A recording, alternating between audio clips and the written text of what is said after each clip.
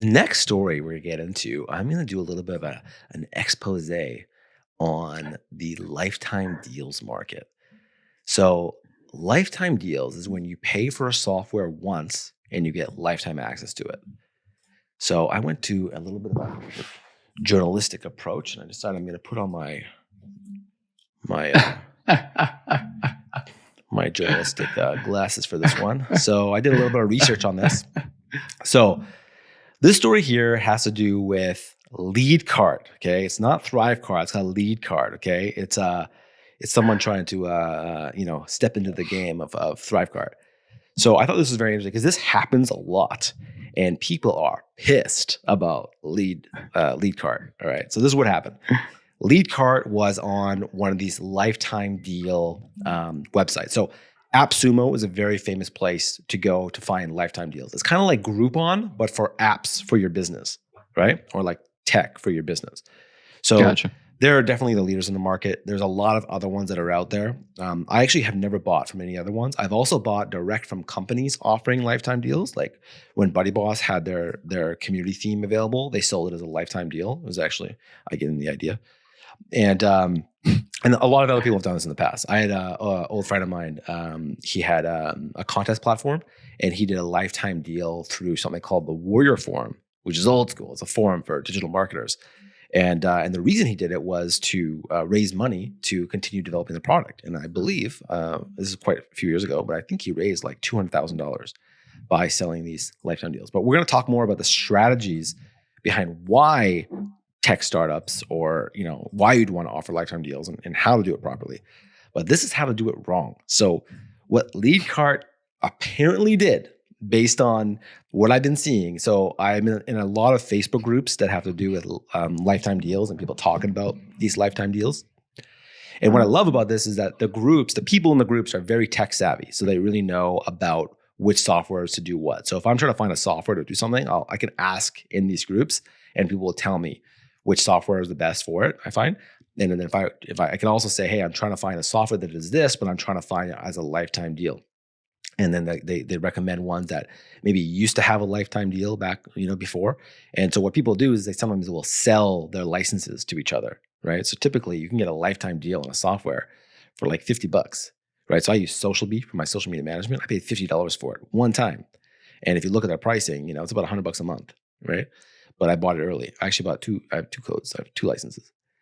So back to LeadCart. So what happened was what LeadCart ended up doing, apparently, is he did a big promotion, and it was a great deal.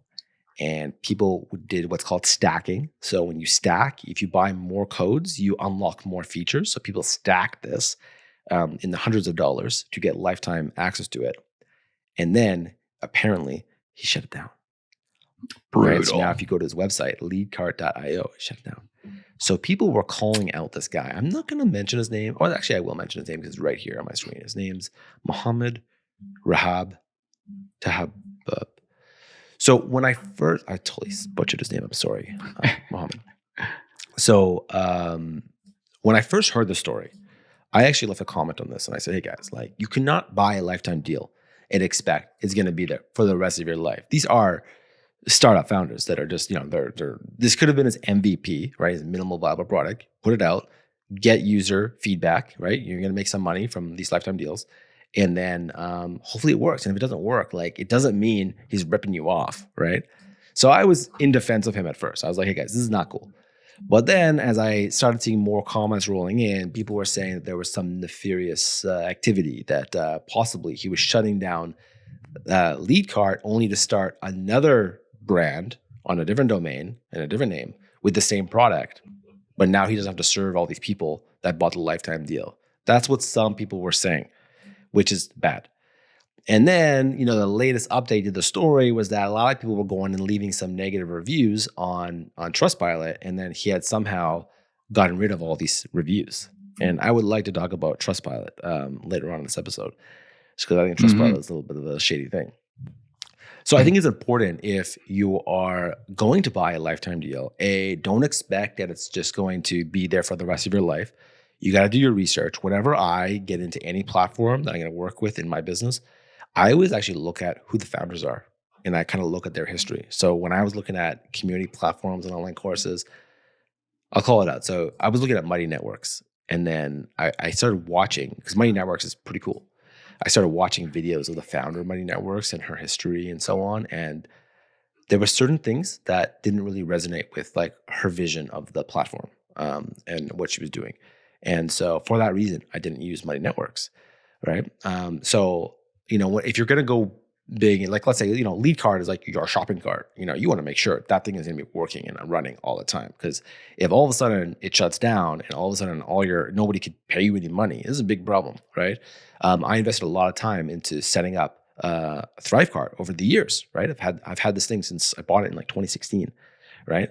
So if it all of a sudden shut down, I have to redo everything. I have to reset up all my shopping cart. I have to redo my affiliate program, all that. It would be a pain in the butt, right? So you definitely want to do your research. And so, there's always reviews, but I think that getting into these Facebook groups and seeing what people are talking about is a great way to analyze whether or not you're gonna invest into this lifetime deal.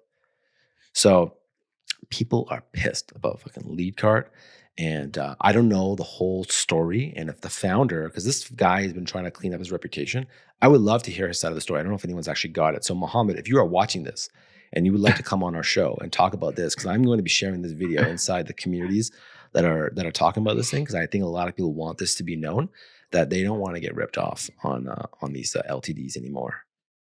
But wait, okay, so let's take a step back, because you're using the term rip off, but then it's interesting because you said originally you were coming to his defense almost, because listen, guys, like lifetime deals, they're not. You're almost gambling. Maybe gambling is the wrong word, because you're basically these SaaS products and software products. They bugs are a thing, developers are a thing, support is a thing. And clearly, a lifetime deal access does not provide the company enough revenue to be sustainable. And ultimately, you need the business to be sustainable. Otherwise, it's going to close up shop, right? So your argument is you can't trust every single lifetime deal you come across is going to be available for your entire lifetime, because some of those projects they're just going to close up shop. But if what you're saying though is if the intention of the founder was to fool people into thinking that he has the best intentions, that here we're going to be around for as long as we possibly can be, and then the next month they close up shop, then that they intentionally deceived people and they had that nefarious intent. I can understand why so many people are pissed off if that truly is the situation. But I can understand I can understand people are pissed off when they buy a lifetime deal and they fully expect to have access to this software for the years to come, and then they're well within their rights to be pissed off. I'm not taking that away from anybody, but I see what you're saying too, because you gotta understand that not every single lifetime deal is going to be with you for the years to come. So it's a terrible situation. That made me think that maybe there was some ill intention here. So this product was promoted on something called Digital Think Tank. And the guy who runs that, his name is also Mohammed. And a lot of people were attacking him and saying that he was responsible and that he should be responsible to refund everyone because he was selling through his platform. So people were promoting him, and then he had the deal with, right? So he's an affiliate. But the way that it works, I think, is that you're not going to LeadCart's website to pay. You're paying through digital think tanks, right?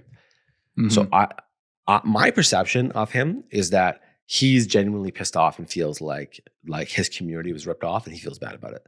Like people were really attacking him a lot over this, and I definitely am in defense of him. I think he's an entrepreneur. He's trying to find the best deals, and it seems like he really cares that he's upset about it. But small business, not because I say small business, but I mean like he's not like a huge venture backed business, so he can't just refund everyone's money and take the loss, right? Yeah, and so I do kind of feel bad. Yeah.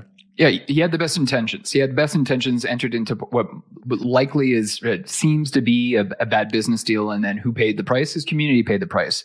So that's exactly why you need to be super careful these days, because it takes a lot of work and effort to cultivate a community, an audience that now they know, like, and trust you. And it could be like one mistake like this, and you've completely undone all of the goodwill that you've cultivated in your audience. Yeah. He mentioned that he had a contract with this guy over the deal, and like And people were mentioning, well, like, hey, if you have a contract, like a contract's only good if you enforce it. So they're kind of saying like you should take him to court, you know? And so it's kind of like a little tricky situation. So again, I don't know the whole, what's going on there, but while I was doing research for the topic of LeadCart, I noticed that someone else had just posted about another platform called Spayee, Spayee.